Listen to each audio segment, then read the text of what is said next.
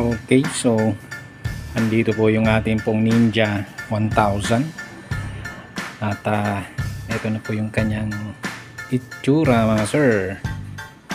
So dream come true po ito sa biyaya ng Panginoon mga sir. Ayan po yung ating PCX 160.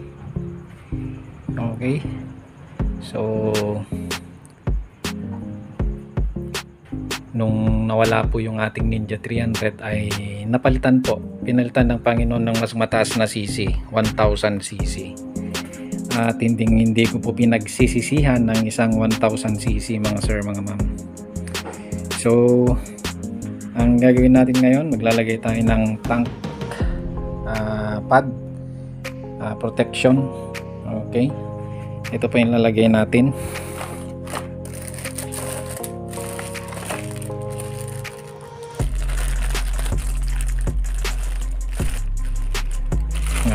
Yung mga yan.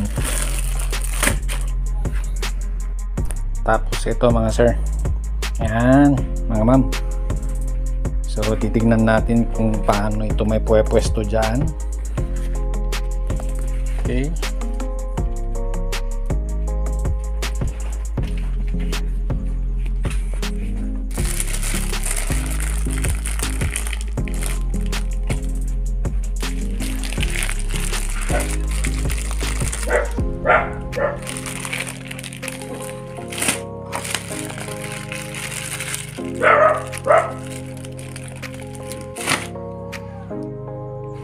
okay. Siyempre ang unang step, linisan ito mga sir, mga ma'am. Tanggalin yung mga oil, ganyan, yung mga chemicals na yan na ilagay para kakapit po yung pong pandikit ng ating mga tank protection. Okay, so ito, try natin ito. Yan. So I think ito hindi mailalagay lahat mga sir, Okay, yan lang ang may lalagay. Itong pinakailalim hindi mailalagay mga sir.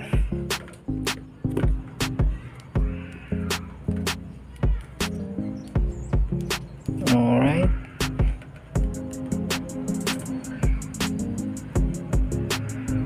sige, ipwesto lang natin mga sir para masaya. Ikabit na natin mga sir. Yan na po yung kalalabasan yan. Yan po yung may lalagay. Naikabit na natin yung isa. Ito po isusunod natin mga sir, Alright, lagyan natin dyan sa ilalim. Okay, nailagay na natin mga sir, mga ma'am, yung ating pong protection dyan sa sentro. Yan. Alright, goods na goods. So I like this. Medyo makapal po ito pa. At least magandang protection niya, makapal. Yan. So hindi na natin nagamit itong isa, pinakailalim, kasi wala nang paglalagyan dyan sa ilalim. Pero well and good na yan.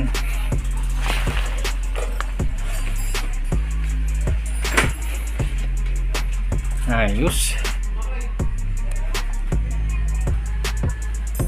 Okay, isunod natin yung dito sa side. Try natin na ilagay ito mga sir. Yan. Ayun, nailagay na natin mga sir.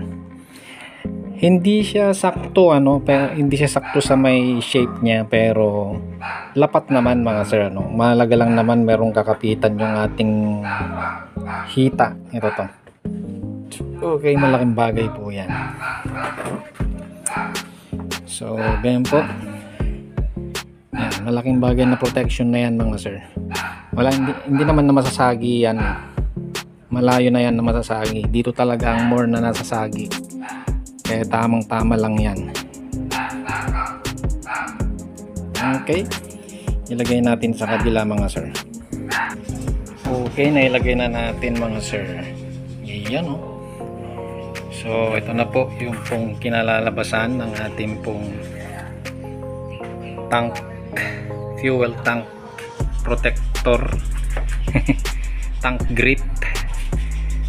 Okay, so grip po yan na para sa ating mga hita, para hindi tayo madulas, lalo na pagka bumabangking tayo, lalo na sa taking corners. Yan. Okay, goods na goods. Ay, na-accomplish na naman tayo ngayon mga sir.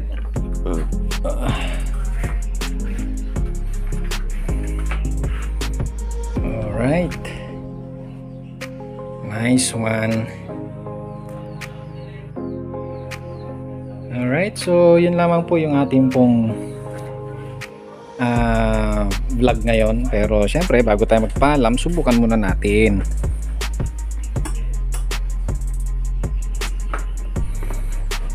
Sakyan natin mga sir.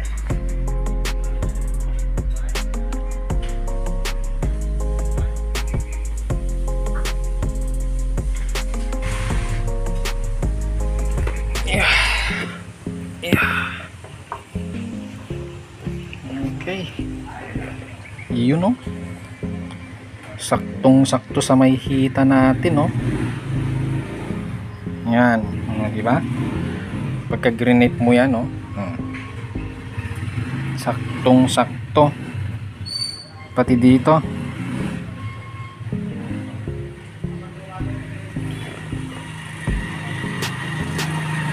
Pag nagko-corner, syempre lalagay mo dyan, o di ba?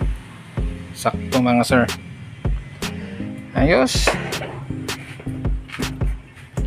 Good.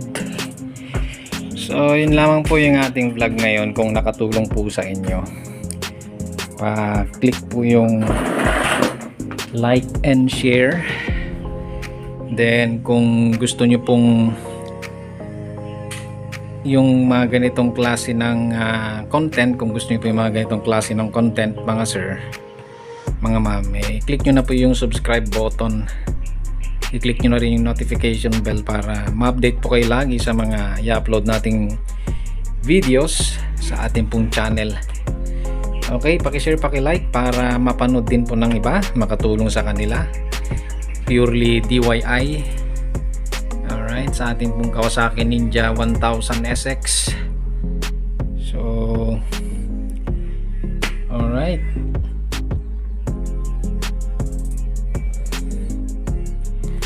so yun lamang po. Magkita-kita pong muli tayo sa susunod po na videos po natin.